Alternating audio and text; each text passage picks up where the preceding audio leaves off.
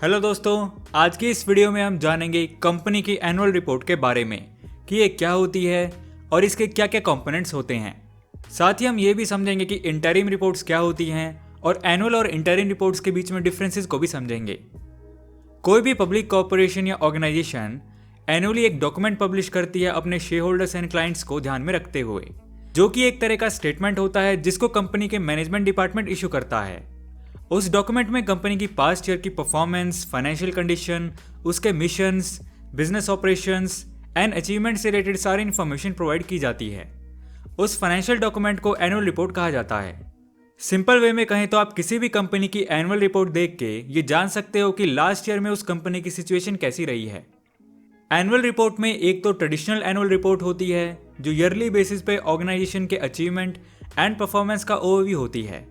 दूसरी तरफ आज के टाइम एनुअल रिपोर्ट बनती है जो शेयर होल्डर्स एंड इन्वेस्टर्स को इंप्रेस करने के इंटेंशन से बनाई जाती है, ताकि वो ऑर्गेनाइजेशन अपनी ब्रांड वैल्यू एंड अचीवमेंट्स अपने क्लाइंट्स को शो कर सके। अब आइए बात करते हैं एनुअल रिपोर्ट के कंपोनेंट्स की, यानी कि एक एनुअल रिपोर्ट के अंदर क्या क्या चीजें इंक्लूड होती हैं। एक एनुअल रिपोर्ट के अंदर कुछ बेसिक की एलिमेंट्स होते हैं जिनको इंक्लूड करना जरूरी होता है, जैसे कि पहला है चेयरमैन्स लेटर। जनरली किसी भी एनुअल लेटर का स्टार्टिंग पार्ट होता है चेयरमैन्स लेटर, जो कि एक टोन सेट कर देता है रिपोर्ट के लिए। ये लेटर कंपनी के चेयरमैन, ओनर और सीईओ की तरफ से होता है। ये लेटर उस रिपोर्ट को एक तरह से रीडर्स के लिए समराइज करता है। ये लेटर उस बिजनेस ऑपरेशन को समराइज तो करता ही है, साथ ही साथ एक थीम भी एस्टैब्लिश कर देता है। ये लेटर बिजनेस ऑपरेशंस की डेप्थ एनालिसिस भी करता है। ये कंपनी के goals, achievements, corporate activities and strategies पे फोकस करता है। इस लेटर में कंपनी के ओवरऑल बिजनेस परफॉर्मेंस का एनालिसिस भी रहता है।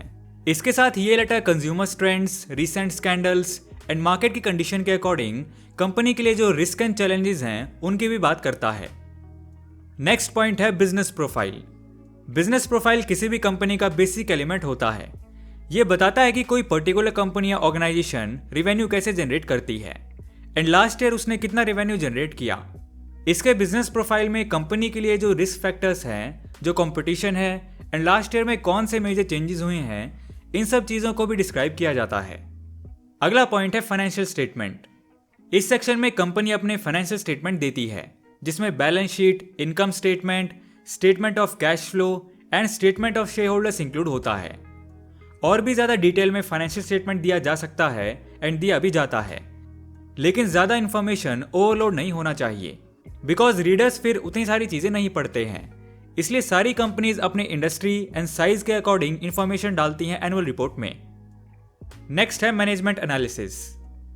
इस सेक्शन में कंपनी के मैनेजमेंट डिपार्टमेंट कंपनी के ऑपरेशंस को डिटेल में डिस्कस करता है। चार्ट्स एंड ग्राफिक्स का यूज किया जाता है मीटिंग में। अलग अलग ईयर के रिजल्ट को कंपेयर एंड एनालाइज किया जाता है।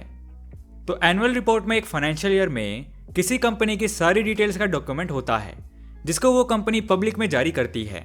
लेकिन ऐसा नहीं है कि ऑर्गेनाइजेशन सिर्फ एक ईयर की कंप्लीट रिपोर्ट निकालते हैं, बल्कि बीच में भी कई रिपोर्ट्स इशू होते हैं कंपनी की परफॉर्मेंस ओवरव्यू करने के लिए।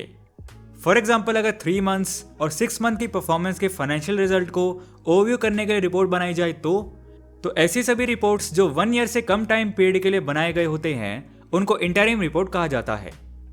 अब आइए annual report and interim report के डिफरेंस को डिटेल में डिस्कस करते हैं। फर्स्ट पॉइंट है रिक्वायरमेंट। ये जरूरी है कि इंटरिम रिपोर्ट्स हेल्पफुल होते हैं किसी ऑर्गेनाइजेशन की परफॉर्मेंस को बेटर एनालाइज करने के लिए। फिर भी मैनेजमेंट डिपार्टमेंट डिसाइड करता है कि इंटरिम रिपोर्ट्स की नीड है या नहीं। वहीं एनुअल रिपोर्ट की बात करें तो हर ऑर्गेनाइजेशन या कंपनी को मैंडेटरी बेसिस पे एवरी ईयर के एंड तक एनुअल रिपोर्ट को इशू करना होता है। अब बात करते हैं टाइम पीरियड की। नेक्स्ट पॉइंट है time period of coverage. Interim report में जहां शॉर्ट पीरियड लाइक 1 क्वार्टर यानी 3 मंथ्स और 1 हाफ यानी 6 मंथ तक के टाइम पीरियड को कवर किया जाता है, वहीं दूसरी तरफ एनुअल रिपोर्ट में पूरे फाइनेंशियल ईयर यानी 1 फिस्कल ईयर की परफॉर्मेंस पे रिपोर्ट बनाई जाती है। अगला पॉइंट है क्रेडिबिलिटी। एनुअल रिपोर्ट की क्रेडिबिलिटी को हाई रेट किया जाता है, बिकॉज ये डेप्थ एनालिसिस के बाद पूरे 1 फिस्कल ईयर के टाइम को एनालाइज करने के बाद बनता है। वहीं इंटरिम रिपोर्ट को शॉर्ट पीरियड में एनालाइज करके तैयार किया जाता है, इसलिए इंटरिम रिपोर्ट की क्रेडिबिलिटी एनुअल रिपोर्ट जितनी हाई नहीं होती।